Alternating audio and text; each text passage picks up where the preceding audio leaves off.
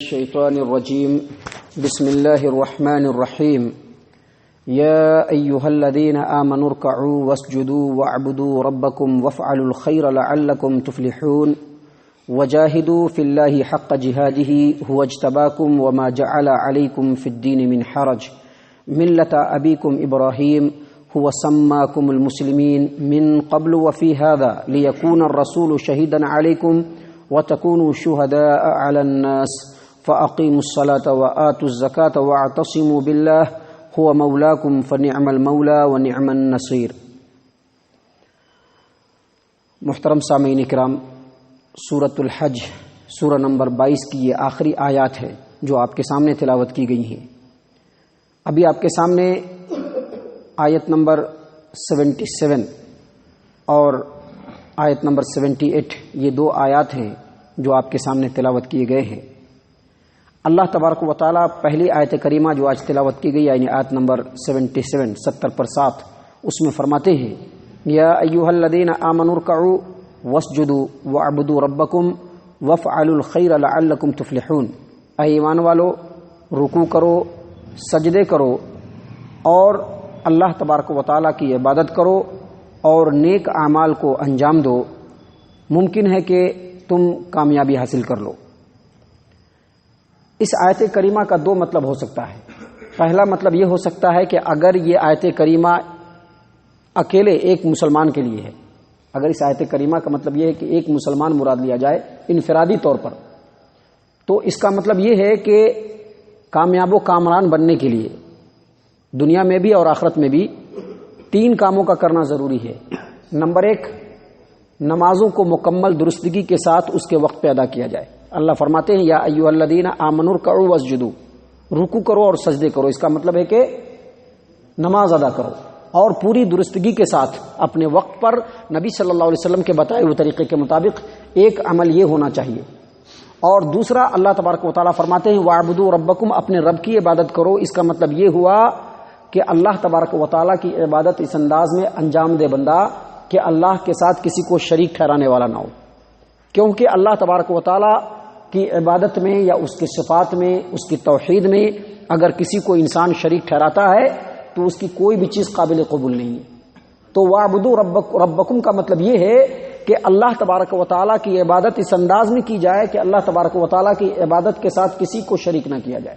یہ دوسری شرط ہے.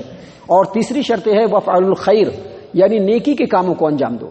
یعنی کوئی بھی انسان نماز کو درستگی کے ساتھ انجام دے گا، ادا کرے گا اور اللہ تبارک و تعالیٰ کی عبادت کرے گا اس کے ساتھ کسی کو شریک کیے بغیر اور نیکی کے کاموں میں بڑھ چڑھ کر کے حصہ لے گا، یقینی طور پر وہ انسان دنیا میں بھی کامیاب اور آخرت میں بھی کامیاب. یہ انفرادی طور پہ اگر اس کا مطلب سمجھا جائے تو. اور اجتماعی طور پر اگر اس کا مطلب سمجھا جائے تو اس کا مطلب یہ ہے کہ امت یا کوئی بھی قوم جس کے اندر یہ تینوں صفات ہوں گی وہ قوم تو آخرت میں کامیاب ہوگی ہی، دنیا میں بھی وہ قوم یقینی طور پر کامیاب ہو جائے گی. اسی بات کو اللہ تبارک و تعالیٰ نے یہاں پر بیان کیا یا ایھا الذین آمنوا، اے ایمان والو، رکوع کرو، سجدہ کرو، اللہ تبارک و تعالیٰ یعنی اپنے رب کی عبادت کرو اور نیک کاموں کو انجام دو تاکہ تم کامیاب ہو جاؤ. اور اس کے بعد اگلی آیت کریمہ جو اس سورت کی سب سے آخری آیت ہے اس میں اللہ فرماتے ہیں وجاہدوا فی اللہ حق جہادی، اللہ تبارک و تعالیٰ کے راستے میں اس طرح سے جہاد کرو جیسا کہ جہاد کرنے کا حق ہے. اور اس کا مطلب یہ ہے کہ دامے، درمے، سخنے، قدمے، یعنی زبان سے بھی، مال سے بھی، اپنی جان سے بھی، ہر اعتبار سے اللہ تبارک و تعالیٰ کے دین کو سربلند کیا جائے. اللہ تبارک و تعالیٰ کے راستے میں جہاد کرنے کا جو اصل معنی اور مفہوم ہے وہ یہ ہے کہ وہ ایسی کوشش ہو، ایسی بھرپور کوشش جس سے اللہ تبارک و تعالیٰ کے دین کو قائم کر دیا جائے اور اللہ تبارک و تعالیٰ کے دین کے راستے میں جتنی بھی رکاوٹیں آئے اس کو دور کر دیا جائے. اس کے لیے انسان جو بھی قدم اٹھائے اس کو ہم جہاد کہیں گے. اور جہاد کا سب سے پہلا درجہ یہ ہے کہ انسان اپنے نفس کے ساتھ جہاد کرے، کیونکہ انسان پوری دنیا سے جیت کر کے اپنے نفس سے ہی ہار جاتا ہے. نفس اور انسان اور اللہ، بس یہ 3 چیز ہے، چوتھا کوئی نہیں جانتا ہے. اسی لیے انسان عمومی طور پر نفس سے ہی ہار جاتا ہے. انسان لوگوں کے سامنے تو دین کو قائم کر لیتا ہے اپنی زندگی کے اندر، لیکن جب اپنے نفس کا معاملہ آتا ہے تو وہاں پر وہ ہار جاتا ہے اور دین اور لوگوں سے سمجھوتا بھی کر لیتا ہے۔ تو جہاد کا سب سے پہلا درجہ اور پہلا مرتبہ یہ ہے کہ انسان اپنے نفس سے جہاد کرے اور ظاہری اور باطنی طور پر اپنے آپ کو اللہ تبارک و تعالیٰ کے حکم کے بالکل انڈر میں کر دے، اللہ تبارک و تعالیٰ کے حکم کے سپرد کر دے، اپنے آپ کو اللہ کے حکم کے مطابق بالکل ڈھال لے۔ یہ جہاد کا سب سے پہلا درجہ ہے۔ اور جہاد کا دوسرا درجہ یہ ہے کہ انسان اپنے گھر کے اندر دین کو قائم کرے، کیونکہ یہاں پر بھی انسان عمومی طور پر مات کھا جاتا ہے۔ انسان لوگوں کو تو بڑے بڑی نصیحتیں کر دیتا ہے، لیکن جب اپنے گھر کی بات آتی ہے تو وہاں پر ٹائیں ٹائیں فش ہو جاتا ہے انسان۔ یہ ایک دم نیچرلی اور فطری بات ہے۔ ہم اپنے اندر جھانک کر کے ان چیزوں کو ریئلائز کر سکتے ہیں۔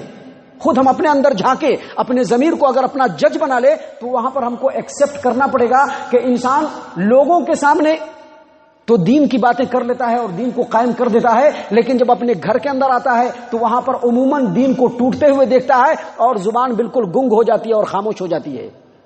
تو جہاد کا دوسرا جو درجہ اور مرتبہ یہ ہے کہ انسان اپنے گھر کے اندر دین کو قائم کرے، اپنے اہل و عیال میں، اپنی بیوی میں، اپنے بچوں کے اندر دین کو قائم کرے۔ یہ چیز جہاد ہے۔ اس راستے میں کبھی باپ بھی ناراض ہو سکتے ہیں، کبھی ماں بھی ناراض ہو سکتی ہے، کبھی رشتے اور ناطے بھی ناراض ہو سکتے ہیں۔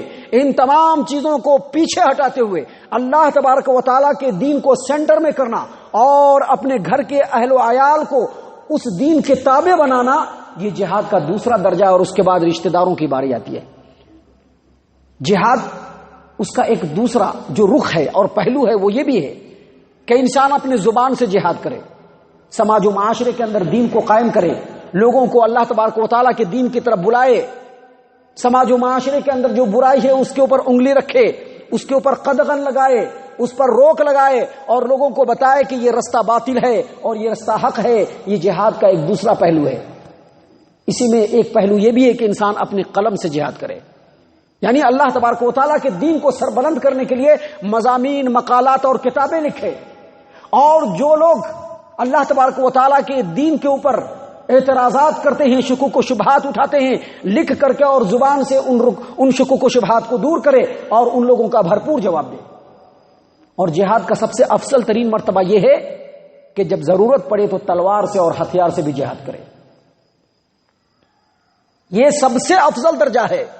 ضرورت پڑے تب، یہ نہیں کہ ہر وقت تلوار اٹھا کر کے کھڑے ہوئے ہیں، یہ نہیں کہ ہر وقت بندوق تان کر کے کھڑے ہوئے ہیں، نہیں، بلکہ جب ضرورت ہو۔ اس کے اصول اور ضابطے اس سے پہلے کی آیتوں میں بتائے جا چکے ہیں، اسی سورت کے پہلے کی آیتوں میں بتائے جا چکے ہیں کہ جب ضرورت ہو تو انسان تلوار سے اور ہتھیار سے جہاد کرے اور اس کے لیے اپنے جان و مال کو اللہ تبارک و تعالیٰ کے راستے میں قربان کرنے سے بالکل دریغ نہ کرے۔ انسان کا ایمان جتنا مضبوط ہوگا وہ اتنا ہی اللہ تبارک و تعالیٰ کے راستے میں جہاد کرنے کے لیے سرگرم ہوگا، اور جس قدر انسان کمزور ہوگا اس سے دور بھاگے گا۔ اسی لیے اس آیت کریمہ اور اس کی تفسیر کی روشنی میں ہمیں اپنی زندگی کا جائزہ لینا چاہیے۔ اللہ تبارک و تعالیٰ فرماتے ہیں وجاہدوا فی اللہ حق جہادی، اللہ تبارک و تعالیٰ کے راستے میں اس طرح سے جہاد کرو جیسا کہ جہاد کرنے کا حق ہے۔ هو اجتباکم، کیونکہ اس نے تم کو اپنے دین کے لیے چن لیا ہے، تم مسلمان ہو، امت محمد کے تم افراد ہو، اللہ نے تم کو چن لیا ہے۔ ما جعل علیکم فی الدین من حرج، لیکن یاد رکھو اللہ تبارک و تعالیٰ نے دین میں تنگی نہیں رکھی ہے، اللہ نے دین میں تنگی نہیں رکھی ہے۔ جو جس بات کا حقدار ہے اس کو اللہ نے حقدار بنایا ہے۔ اللہ نے بوڑھوں کو، کمزوروں کو، نابینا کو، عورتوں کو، ضعیف کو تلوار سے جہاد کرنے سے ہٹا دیا ہے کہ نہیں، یہ لوگ جہاد نہیں کریں گے۔ اللہ تبارک و تعالیٰ نے دین میں آسانی رکھی ہے۔ اگر کوئی آدمی شریعت کے احکام اور فرائض کو پورا کرنا چاہتا ہے تو اس میں اللہ تبارک و تعالیٰ نے اس کے حالات کو ملحوظ رکھا ہے۔ اگر کوئی بیمار ہے اور کھڑ کر کے نماز نہیں پڑھ سکتا ہے تو بیٹھ کر کے نماز پڑھے، اگر بیٹھ کر کے بھی نہیں پڑھ سکتا ہے تو لیٹ کر کے اور اشارے سے نماز پڑھے، پانی نہیں ملتا ہے تو تیمم کرے۔ اللہ نے دین کے اندر تنگی نہیں رکھی ہے۔ اللہ تبارک و تعالیٰ نے دین کو بالکل آسان بنایا ہے۔ پچھلی شریعتوں کے اندر جو احکامات سخت تھے اللہ نے اس شریعت میں اس احکام کو آسان بنا دیا ہے۔ اللہ تبارک و تعالیٰ نے اے مسلمانوں تم کو رسم و رواج کے بوجھ سے آزاد کیا ہے۔ ہر اعتبار سے اللہ نے اس دین کو آسان بنایا ہے۔ اللہ کے رسول صلی اللہ علیہ وسلم نے خود فرمایا کہ یہ دین آسان ہے اور مجھ کو آسان دین دے کر کے بھیجا گیا ہے۔ اسی بات کو اللہ تبارک و تعالیٰ نے یہاں پر فرمایا وما جعل علیکم فی الدین من حرج، اللہ تبارک و تعالیٰ نے تمہارے دین میں تنگی نہیں پیدا کی، تنگی نہیں بنایا ہے۔ ملت ابیکم ابراہیم، یہ تمہارے باپ ابراہیم کی ملت ہے، ابراہیم کا دین ہے۔ ابراہیم کا نام خاص طور سے کیوں لیا؟ دین تو موسیٰ کا بھی تھا، دین تو عیسیٰ کا بھی تھا، تمام پیغمبروں کا دین ایک ہی ہے، لیکن ابراہیم کا دین خاص طور سے کیوں لیا؟ یہ تمہارے باپ ابراہیم کی ملت ہے، اس کی 3 وجہ ہیں۔ پہلی وجہ یہ کہ ابراہیم علیہ السلام کی ذات گرامی اور آپ علیہ السلام کی جو شخصیت ہے وہ تمام لوگوں کے درمیان مسلم ہے، چاہے مسلمان ہو، چاہے یہودی ہو، چاہے وہ عیسائی ہو، حتیٰ کہ صحابی لوگ بھی اور مکہ کے مشرکین بھی ابراہیم علیہ السلام کو اپنا پیشوا سمجھتے تھے، اس لیے ابراہیم علیہ السلام کا نام لیا۔ دوسرا، عرب کی جتنی بھی قومیں ہیں تقریباً تمام کے تمام ابراہیم علیہ السلام کی اولاد میں سے تھے، اسی لیے ابراہیم علیہ السلام کا نام لیا۔ اور رسول اکرم صلی اللہ علیہ وسلم پورے امت کے روحانی اور پیشوا اور باپ ہیں، روحانی باپ ہیں، اور ابراہیم علیہ السلام آپ کے جد امجد یعنی دادا، اس لیے ابراہیم علیہ السلام کا نام لیا اور ملت کا نام لیا۔ یہ جو ملت اور دین ہے اس کے فرق کو سمجھ لیجئے۔ دین کہتے ہیں قرآن اور حدیث کے اندر جو احکامات ہیں لکھے ہوئے، قرآن میں اور حدیث میں جو احکامات ہیں موجود، اس کو دین کہا جاتا ہے۔ اور جب انہی حکموں کو ہم اپنے زندگی کے اندر عملی شکل میں لا لیں گے، اسی کو کہتے ہیں ملت۔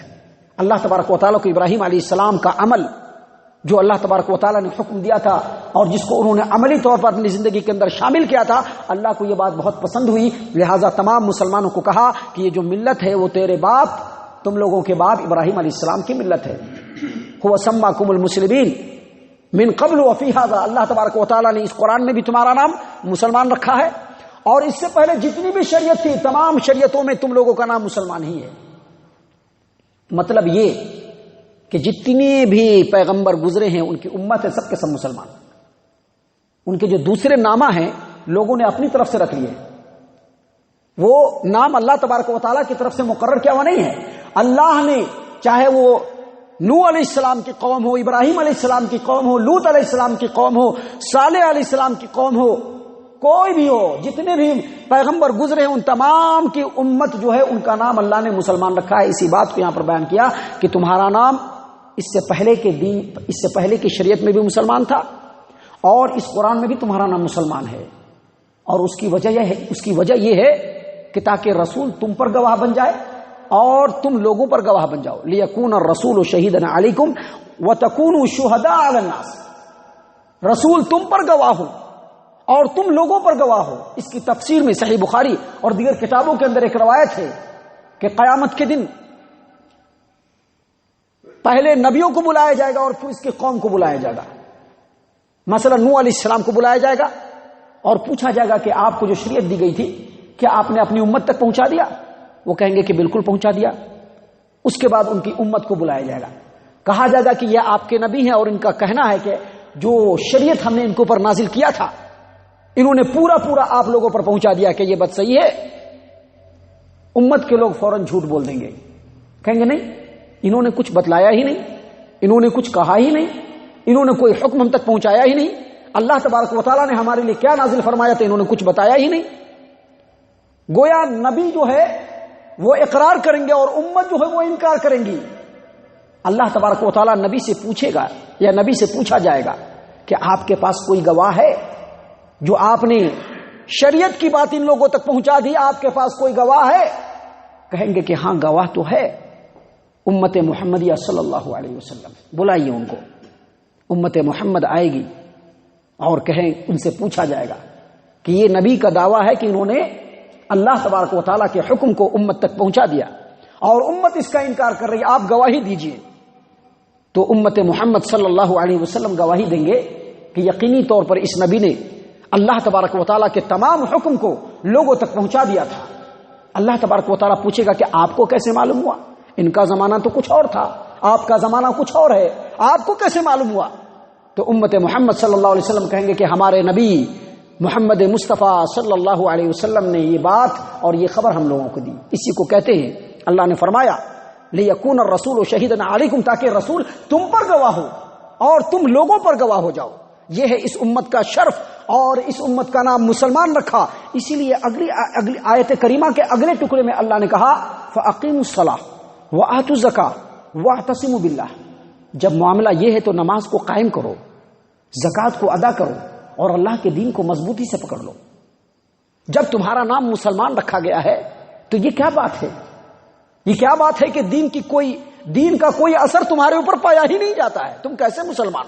اپنے نام کی لاج رکھو، نمازوں کو قائم کرو، زکوٰۃ ادا کرو، اللہ کے دین کو مضبوطی سے پکڑ لو، چاہے وہ تمہارے گھر کا معاملہ ہو، چاہے باہر کا معاملہ ہو، چاہے سماج و معاشرے کا معاملہ ہو، چاہے داخلی معاملہ ہو، خارجی معاملہ ہو.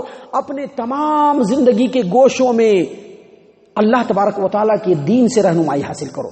اپنے مسلمان نام کی لاج رکھ لو اور یاد رکھو اللہ تبارک و تعالیٰ تمہارا مددگار ہے. هو مولاکم، تمہارا مددگار اللہ ہے اور کوئی نہیں. فنعم المولا ونعم النصیر. اور کتنا ہی اچھا مددگار ہے اور کتنا ہی اچھا تمہارا دوست ہے.